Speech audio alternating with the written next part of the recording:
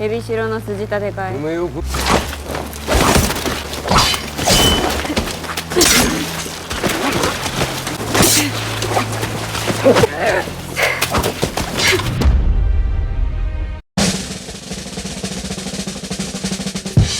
Halo kawan-kawanku penonton film Adrenalin. Apa kabar untuk kalian semua? Semoga selalu diberi kesehatan Yohan. Amin.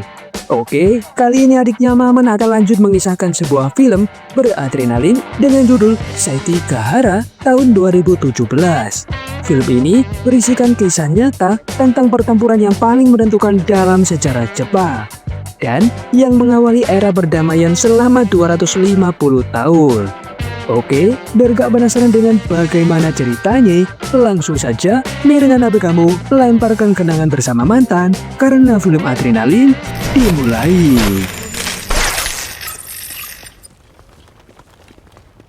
Pada awal film, tepatnya pada tanggal 14 September tahun 1600, Jepang terbagi menjadi dua kubu.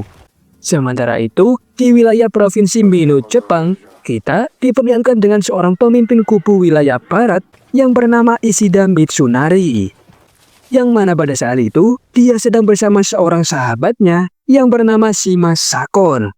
Dan anak angkatnya Shima Sakon yang bernama Shima Nobukatsu. Mereka bertiga akan melakukan pertempuran besar melawan koalisi kubu timur yang dipimpin oleh Tokugawa Ieyasu di wilayah Sekigahara. Lebih tepatnya di Bukit Momokubari. Karena Tokugawa ingin mengambil alih tata warisan Hideyori yang merupakan anak dari Hideyoshi Toyotomi.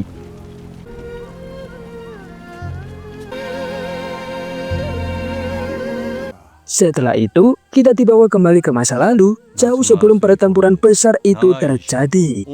Tepatnya sekitar tahun 1572, Hideyoshi diberikan hadiah berupa tanah yang luas di wilayah Omi oleh tuannya yang bernama Oda Nobunaga, karena telah berhasil menumpas pemberontakan. Pada saat itu, Hideyoshi yang menjabat sebagai orang kepercayaan Nobunaga tengah beristirahat di kuil Omi setelah melakukan perjalanan. Di sana, dia dilayani oleh seorang bocah bernama Ishida Mitsunari atau biasa dipanggil oleh Hideyoshi dengan nama Sakichi. Pada saat di kuil tersebut, Hideyoshi dapat melihat kecerdasan dan kesetiaan dari Mitsunari. Oleh karena itu, Hideyoshi pun memutuskan untuk membawa Mitsunari kembali ke istananya. Singkat cerita, 16 tahun kemudian tepatnya pada tahun 1588, Mitsunari telah tumbuh menjadi pria dewasa dan berhasil menjadi satu-satunya orang kepercayaan Hideyoshi. Pada saat itu, karir Hideyoshi terus menanjak, hingga dia bisa mempersatukan seluruh wilayah Jepang di tangannya. Bahkan, Kaisar Jepang yang bernama Kaisar Go-Yoze memuji Hideyoshi dan memberikan nama keluarga atau klannya dengan nama Toyotomi, serta mengizinkan Hideyoshi untuk membangun istananya sendiri di wilayah Osaka dan Fushimi. Namun, karena latar belakang Hideyoshi yang berasal dari kalangan rakyat biasa, dan bukan kalangan bangsawan, maka pangkatnya dibatasi dengan gelar Kampaku atau Bupati, dan dia tidak akan bisa menjadi seorang shogun. 7 tahun kemudian, tepatnya pada tahun 1595, klan Toyotomi kini sudah menjadi semakin besar. Bahkan, impian Hideyoshi untuk membangun istana di Fushimi sudah tercapai.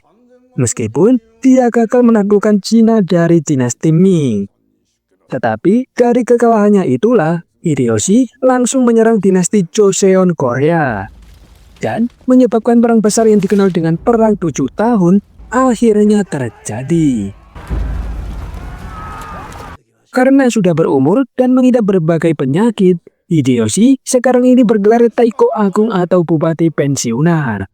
Oleh sebab itulah, Hideyoshi pun menyerahkan gelar Kampaku kepada ponakannya yang bernama Toyotomi Hidetsugu. Pada masa itu, banyak klan yang mulai bergabung dengan klan Toyotomi dengan bersumpah setia kepada Hideyoshi, termasuk klan Tokugawa yang dipimpin oleh Tokugawa Ieyasu.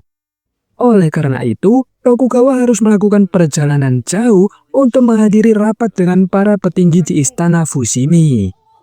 Akan tetapi, penampilan Tokugawa yang menggunakan pakaian tidak formal menyebabkan kehebohan di klannya sendiri.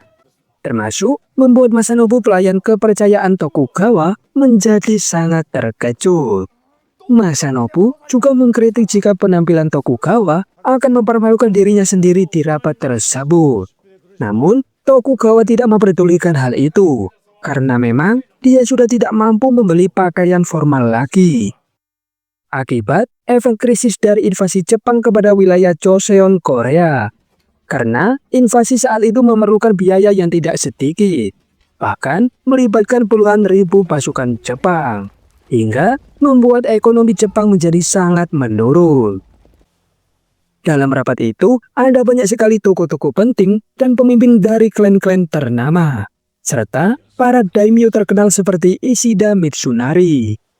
Pada saat itu, Mitsunari bersama temannya yang bernama Okami Yoshitsugu mengkritik penampilan Tokugawa yang tidak pantas menggunakan pakaian itu di acara sepenting ini. Dalam rapat itu, Hakim Istana memberikan informasi tentang pemberontakan Bupati Toyotomi Hidetsugu yang merupakan keponakan dari Hideyoshi. Bahkan, Hidetsugu juga melarikan diri ke Gunung Koya dan menjadi biksu di sana. Lalu, karena bawahan Hidetsugu masih melakukan pemberontakan dengan skala kecil, Hideyoshi pun memutuskan untuk mengirim beberapa jenderalnya guna memburu dan mengepung Hidetsugu di Gunung Koya.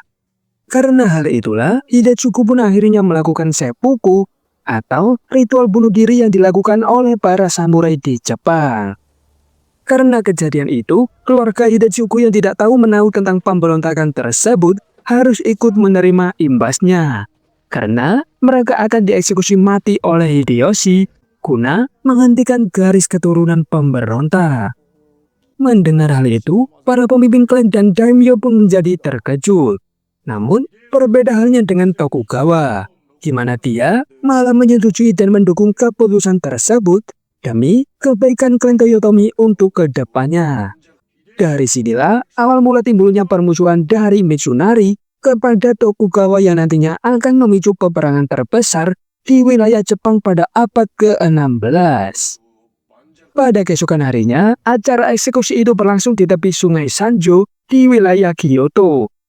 Penanggung jawab pelaksana acara eksekusi itu diserahkan kepada Mitsunari. Pada saat itu, semua keluarga Hidetsugu termasuk pelayan wanita serta balita juga tidak luput dari eksekusi tersebut.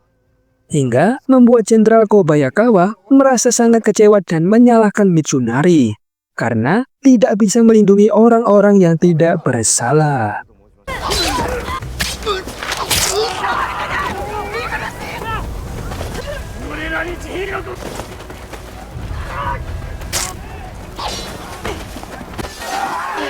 Di tengah kekacauan, saat para pelayan yang merupakan ninja dari desa Iga berusaha untuk membebaskan keluarga Hidetsugu, Mitsunari segera menghentikan para anak buahnya.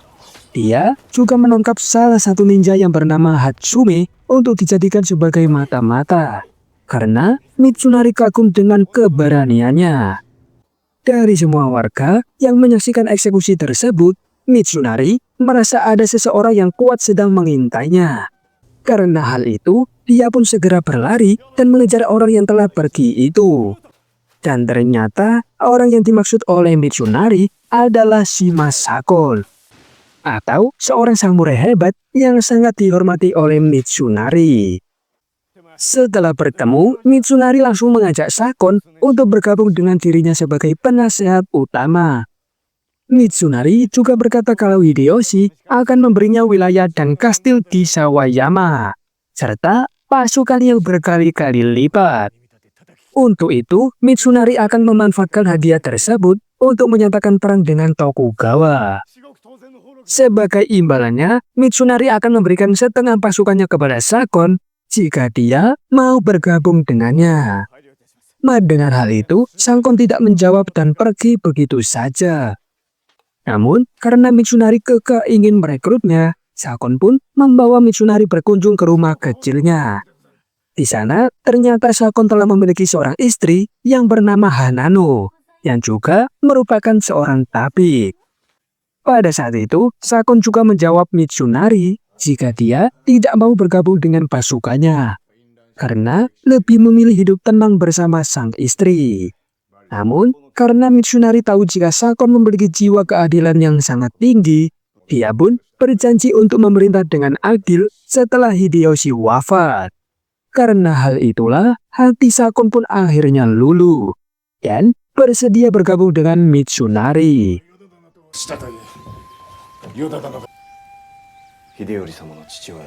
Beberapa hari kemudian, Sakon menemui ketua klan Yakyu yang bernama Yamato Yakyu untuk memberitahu kemungkinan besar tentang misi Mitsunari yang akan berperang melawan Tokugawa. Pada saat itu, dia meminta anak-anak Yamato bernama Goro dan Monoeri yang merupakan samurai hebat untuk membantu melayani Mitsunari. Tetapi dengan berat hati Yamato menolak permintaan tersebut, karena ternyata anak-anaknya justru akan membantu Tokugawa jika perang itu benar-benar terjadi.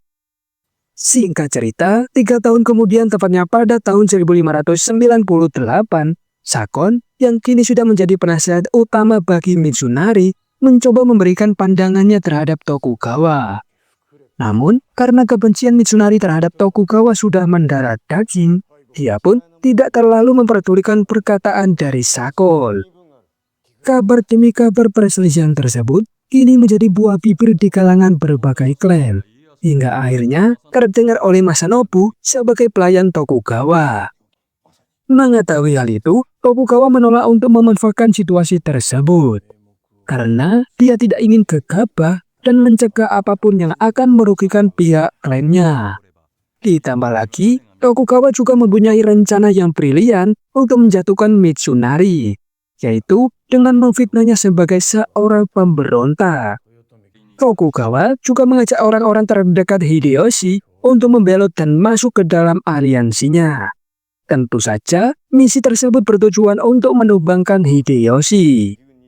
Pertama-tama, Tokugawa menargetkan Jenderal Muda Hideaki Kobayakawa yang kala itu melakukan kesalahan fatal dalam invasinya kepada dinasti Joseon Korea.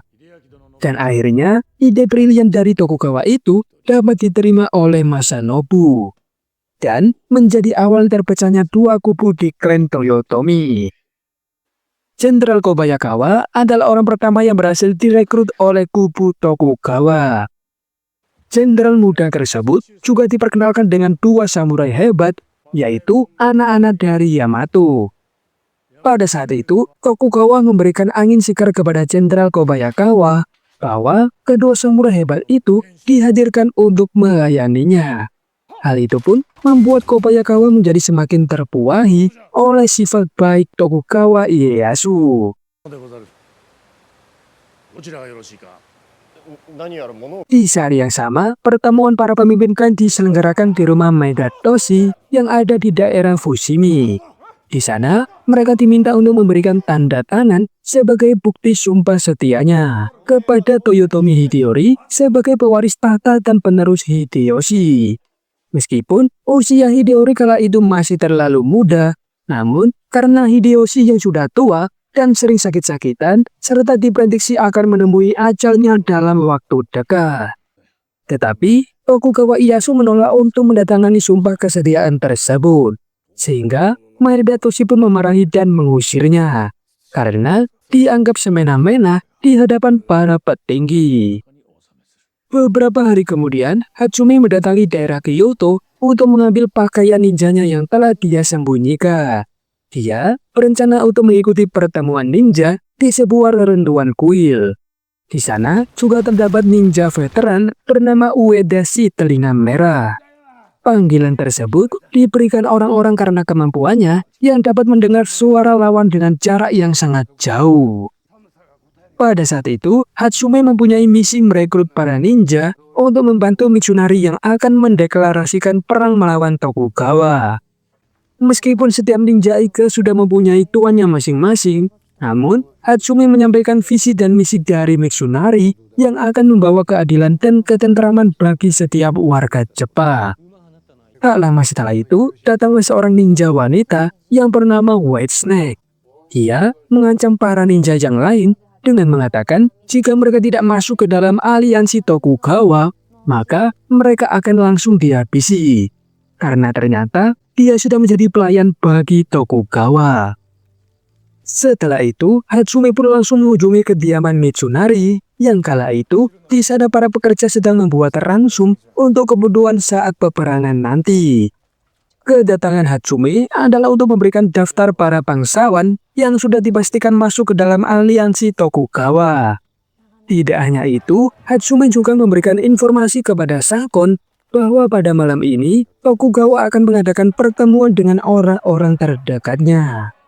Oleh karena itu, mereka pun memutuskan untuk mendatangi pertemuan tersebut guna mencari informasi mengenai strategi Tokugawa. Namun sayang, Hatsume dan Sakon yang tiba di sana malah tidak mendapatkan informasi apa-apa. Melainkan, mereka hanya melihat Tokugawa marah-marah kepada orang-orang terdekatnya yang sudah membuat onar. Dan dianggap telah mencoreng nama baik seorang daimyo. Di malam yang sama, tepatnya pada tanggal 18 Agustus 1598, Hideyoshi akhirnya menghembuskan nafas terakhirnya.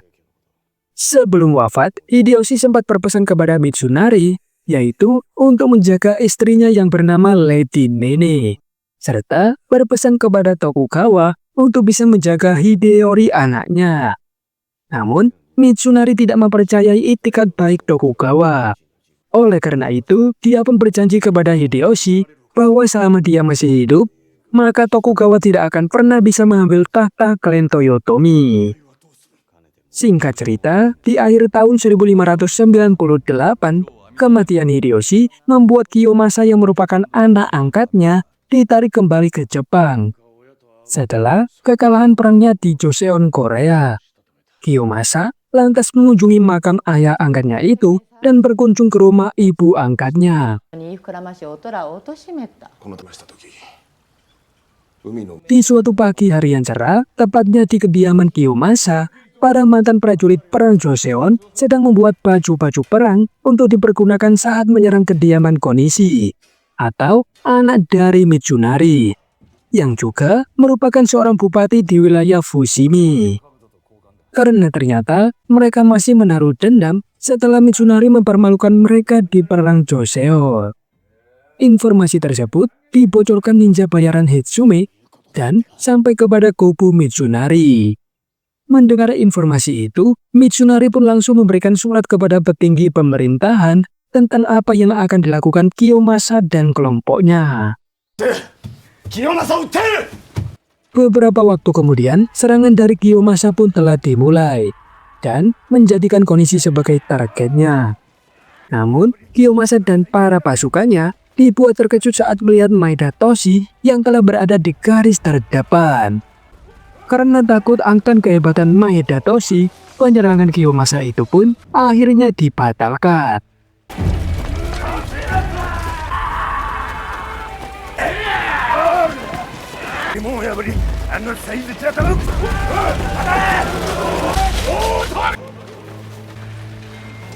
Setelah peristiwa itu, Mitsunari menjadi semakin khawatir tentang apa yang akan terjadi selanjutnya.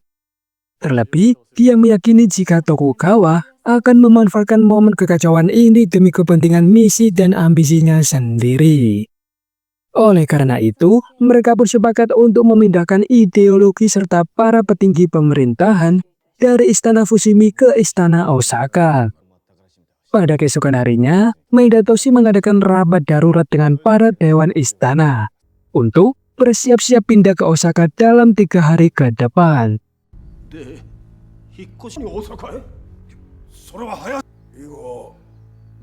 Di saat yang sama, Tokugawa Ieyasu akhirnya menunjukkan sifat aslinya sebagai seorang pengkhianat. Dia juga mulai mengatur rencana agar bisa menguasai Istana Fushimi. Beberapa hari sebelum pemindahan itu dilakukan, Hitsume diberi tugas untuk pergi ke kediaman Otani Yoshitsugu yang ada di Echigen, atau yang sekarang dikenal sebagai kota Fukui, Jepang. Setelah sampai, Hitsume memberikan informasi kepada Otani tentang gerak-gerik Tokugawa selama ini. Dia juga meminta Otani untuk mempersiapkan diri sebelum bertempur melawan kubu Tokugawa. Setelah menyampaikan pesan dari Mitsunari, Hitsume pun kembali pulang menuju Osaka. Namun, di tengah perjalanan, dia diikuti oleh sekelompok ninja yang dipimpin oleh Ueda. Yang mana ternyata selama ini mereka telah mengincar Hitsume, sebab Hitsume adalah mata-mata dari kubu Mitsunari. エビシロの筋立て替え。お前を動けば首が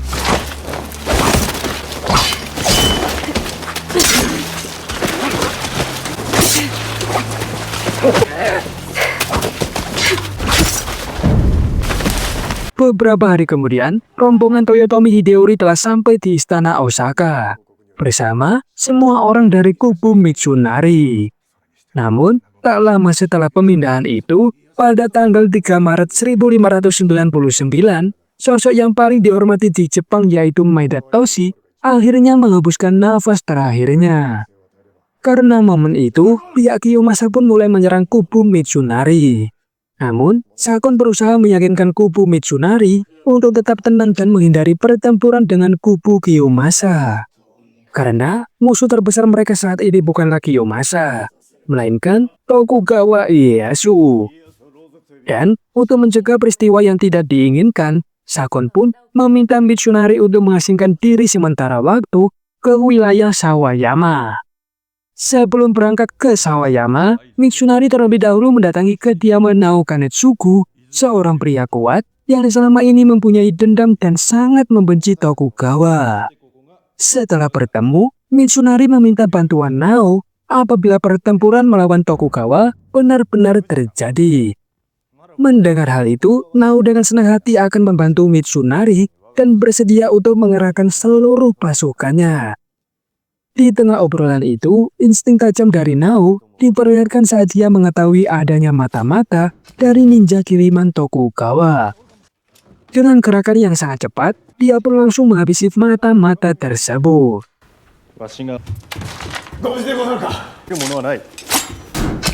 Tidak hanya itu, Nao juga menyadari adanya penyusup lain. Dan ternyata, yang satunya lagi adalah Ueda si telinga merah.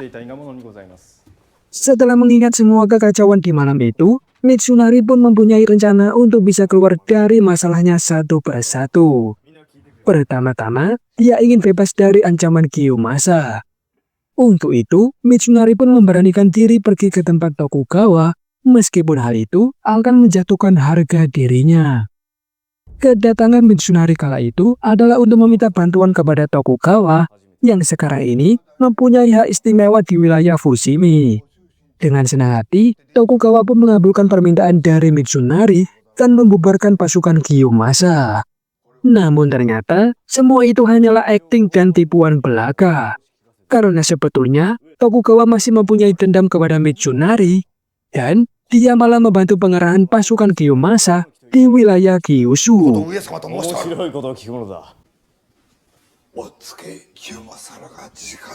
Beberapa bulan kemudian, tepatnya pada tahun 1600, di wilayah utara Danau Biwa, terlihat sekumpulan wanita dengan kondisi terikat dan akan dibawa untuk dijual sebagai budak. Di antara para wanita itu, terlihat sosok Hitsume yang ternyata selamat dari insiden rencana pembunuhan. Tak jauh dari tempat itu, Mitsunari kini telah berada di Kastil Sawayama, tempat warisan yang telah diberikan oleh Hideyoshi. Di sana, dia sedang berlatih dan mempersiapkan diri untuk menghadapi perang besar melawan Tokugawa, sekaligus membangun kekuatan besar pasukannya.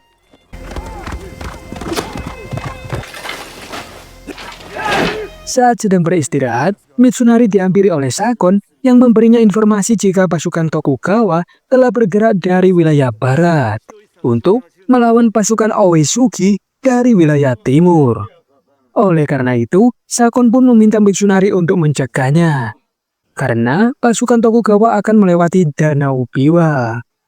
Mendengar hal itu, Mitsunari langsung menolaknya, karena dia merasa saat ini bukan waktu yang tepat untuk berperan dengan pihak Tokugawa. Jika waktunya nanti telah tiba, Mitsunari akan menentukan perannya sendiri yang nantinya akan menjadi pertempuran terbesar di Jepang. Pada tanggal 12 Juli tahun 1600, Mitsunari meminta bantuan dari sahabatnya yaitu Otani Yoshitsugu dan perwakilan aliansi dari klan Mori yang bernama Ankokuchi Eke. Mitsunari memberikan pemetaan kekuatan tempurnya yang terbagi menjadi dua kekuatan, yaitu dari arah utara dan selatan. Singkat cerita, pada tanggal 16 Juli tahun 1600, penyerangan pertama dari kubu Tokugawa ke wilayah Osaka telah dimulai. Karena hal itu, sebagian rumah-rumah para bangsawan dan petinggi istana pun menjadi korban. Tak hanya itu, beberapa dari mereka juga dijadikan sebagai sandera oleh Tokugawa Ieyasu. Pada keesokan harinya, di wilayah Osaka, Tokugawa Ieyasu menjadi kekhawatiran bagi masyarakat di sana, terutama bagi kalangan budak termasuk Hitsume. Di sisi lain, Jenderal Kobayakawa masih terlihat bingung untuk memilih berpihak kepada kubu yang mana. Tak lama kemudian, datanglah seorang anak kecil bernama Tatsu yang merupakan anak bungsu dari Mitsunari. Karena melihat anak itu, di dalam hati kecilnya, Kobayakawa memutuskan untuk membantu kubu Mitsunari demi masa depan anak tersebut.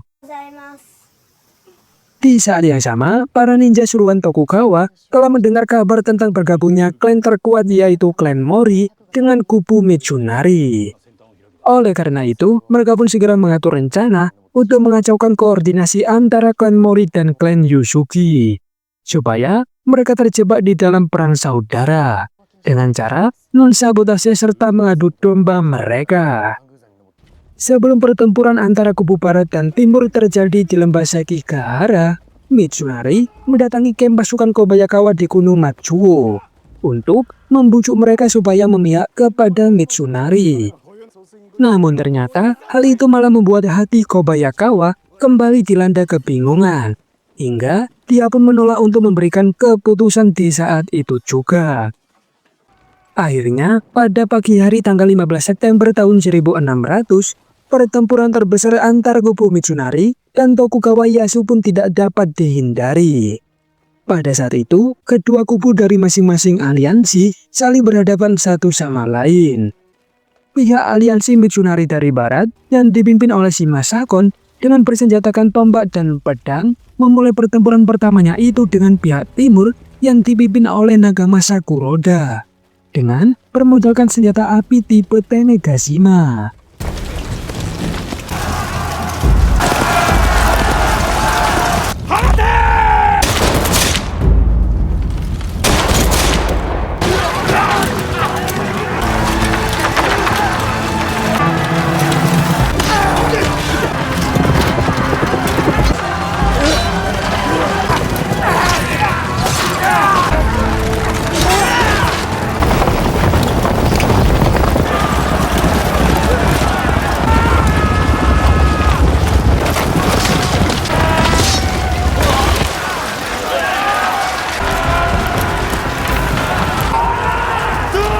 Pertempuran itu berlangsung dengan sangat hebat, hingga pada akhirnya Shima Sakon yang terkenal dengan kehebatan bermain pedangnya berhasil terkena tembakan. Pasukan kavaleri Kiyomasa kemudian turun ke medan tempur untuk benar-benar menghancurkan pasukan Shima Sakon.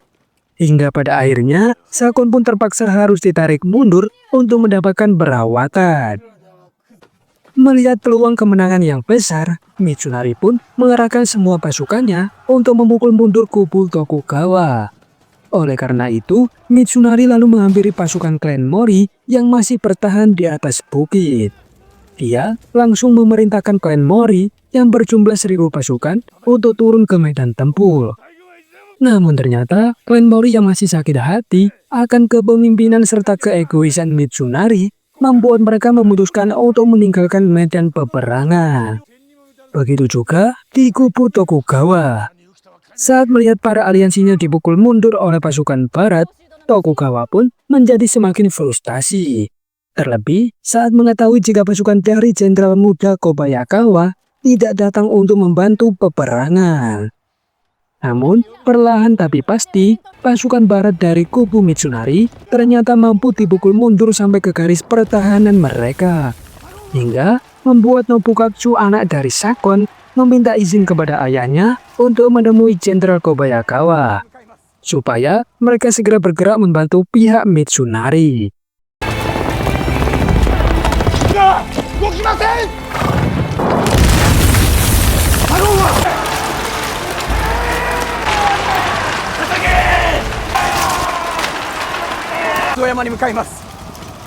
Setelah sampai tujuan, secara tak terduga Nobukatsu langsung dihabisi oleh Kuro yang merupakan pelayan bagi Tokugawa. Sehingga setelah melihat kejadian itu, para pasukan Kobayakawa pun berinisiatif untuk langsung membantu kubu Tokugawa. Karena hal itu, kubu Mitsunari pun benar-benar dipukul mundur oleh pasukan Tokugawa dengan banyaknya prajurit yang tewas, hingga menimbulkan kerugian besar bagi kubu barat. Terlebih, pasukan Kobayakawa secara mengejutkan berhasil melumpas pasukan dari Otani. Dari kekalahannya itu, Otani pun memutuskan untuk menghabisi dirinya sendiri.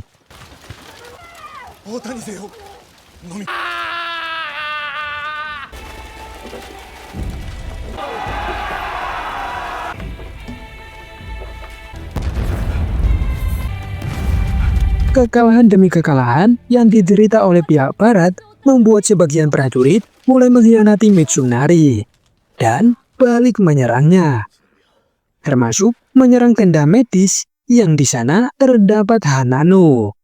Dengan sigap, Mitsunari langsung membawa Hanano pergi dari tempat itu, karena mereka sudah meyakini bahwa tidak lama lagi pihak Mitsunari akan kalah dalam pertempuran Sekigahara ini. Tak terasa, perang terbesar pada abad itu sudah memakan waktu selama 5 jam. Dan tepat pada jam 1 siang, Tokugawa Ieyasu mengerahkan semua pasukannya untuk menyerang markas kubu barat. Kemudian, sebagai seorang samurai, Mitsunari yang merasa sudah kalah menolak untuk melakukan seppuku ataupun bunuh diri, dan memilih untuk melarikan diri dari medan pertempuran. Walaupun pada saat itu, Sakon bersama prajuritnya memutuskan untuk tetap bertahan sampai titik darah penghabisan.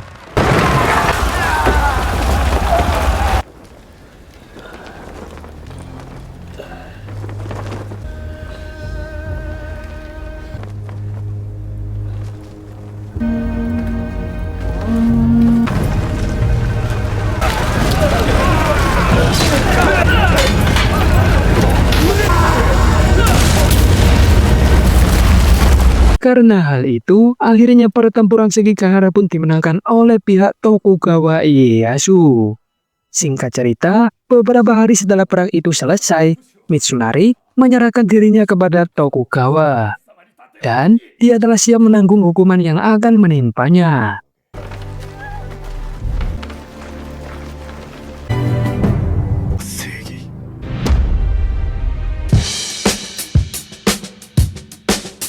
Pelajaran yang bisa kita ambil dari cerita ini adalah belajarlah selalu untuk mengendalikan diri dan jangan mengambil keputusan saat sedang marah, serta jangan mudah membuat janji saat sedang bahagia. Akhir kata, membangun sumur di dalam rumahnya Eka. Adiknya Maman mau pergi cukur dan sampai jumpa.